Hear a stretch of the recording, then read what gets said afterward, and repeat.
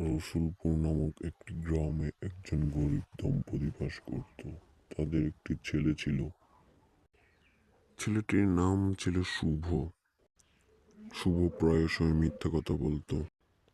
তার মিথ্যা বলার কারণে তার মা বাবা খুবই চিন্তিত ছিল।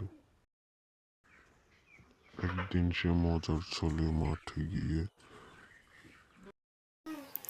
বাঘ বাঘ বাঁচাও, হা হা হা।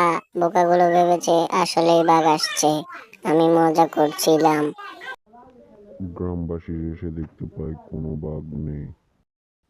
এভাবেই কয়েকদিন কেটে যায়।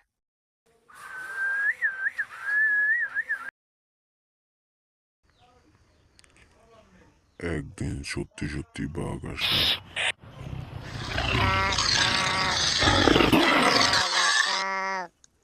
বলে চিৎকার করে, কিন্তু সেদিন কেউ আসেনি।